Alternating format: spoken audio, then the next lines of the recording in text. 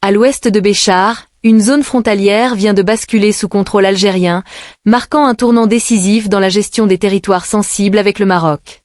Les forces de la gendarmerie nationale ont pris position, sécurisé les lieux et déclaré officiellement ce secteur comme partie intégrante du sol algérien, en imposant des limites claires et reconnues.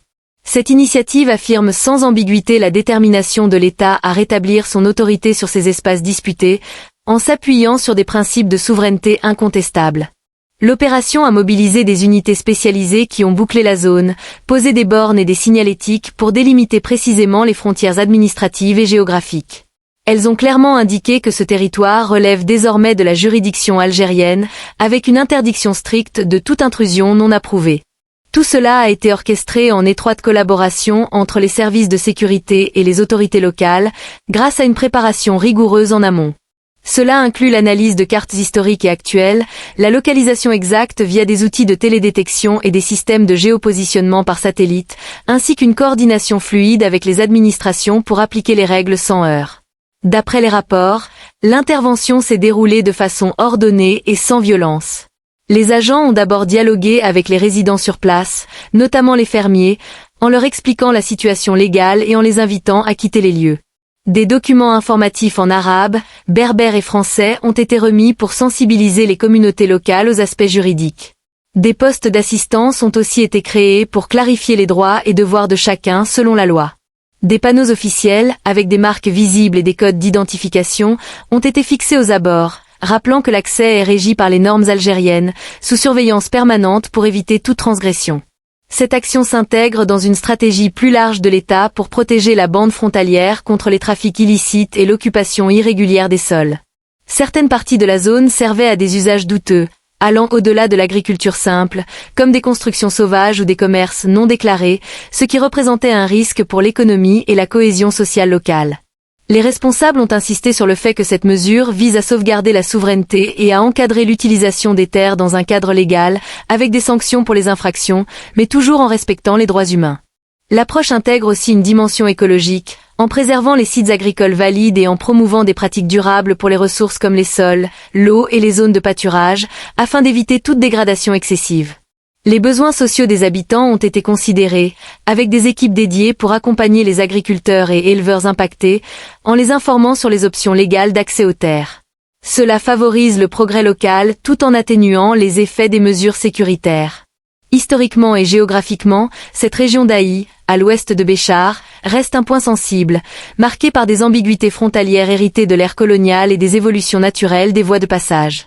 Elle revêt une valeur stratégique pour l'Algérie, non seulement pour ses terres fertiles et ses pâturages, mais aussi pour consolider les frontières et défendre les populations contre les incursions non autorisées.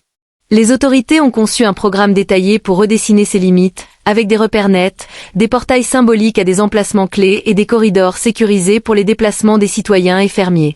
Des postes de contrôle fixes, dotés d'équipements high-tech comme des caméras thermiques, assurent une maîtrise totale de la zone et bloquent les activités irrégulières.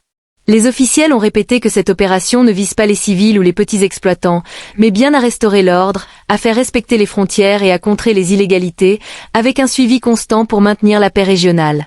Des efforts de communication ont été amplifiés via les médias d'État et les plateformes en ligne, pour détailler les dispositions légales et souligner l'importance de défendre la souveraineté face aux risques de contrebande ou d'appropriation illégale. Économiquement, cela ouvre la voie à des investissements légitimes en agriculture ou dans les PME, tout en soutenant les traditions locales pour améliorer les conditions de vie. Une gestion régulée des sols permet d'adopter des plans durables pour les ressources, en protégeant la biodiversité et en évitant la surutilisation des pâturages. Les aspects sociaux restent prioritaires, avec un soutien ciblé pour les communautés affectées via des infos sur les programmes d'accès aux terres, boostant ainsi le développement et minimisant les retombées négatives des actions de sécurité. Sur le plan historique, cette zone d'Aï près de Béchar a connu des décennies de flou frontalier dû aux cartes anciennes et aux modifications naturelles des sentiers. Cela en fait un enjeu majeur pour l'État, pour valoriser les ressources agricoles, renforcer les contrôles et protéger les locaux des menaces extérieures. Le plan des autorités inclut des marques précises, des portails à points stratégiques et des passages contrôlés pour un mouvement sécurisé des personnes. Avec des checkpoints permanents équipés de technologies avancées comme les caméras thermiques, l'objectif est un contrôle absolu pour stopper les infractions. Les responsables confirment que l'opération épargne les civils et vise l'ordre, le respect des limites et la prévention des illégalités, avec une coordination terrain pour la stabilité. Au fond, cette intervention à Haï-Ouest de Béchar dépasse une simple sécurisation frontalière par la gendarmerie.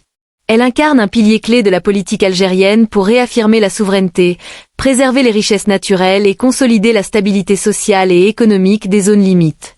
Cette stratégie globale couvre la protection physique des frontières, l'encadrement légal des terres, la veille environnementale, l'aide aux résidents et le soutien au progrès humain et économique. Du côté sécuritaire, elle illustre une coordination exemplaire entre gendarmerie, gardes nationaux, douanes et unités de surveillance, utilisant des outils comme la télédétection, les GPS précis, la vidéosurveillance et les capteurs thermiques pour un contrôle efficace sans conflit inutile. La préparation détaillée, le déroulement paisible et le dialogue avec les locaux montrent une méthode équilibrée, alliant fermeté, prudence et respect des droits, servant de modèle pour de futures actions.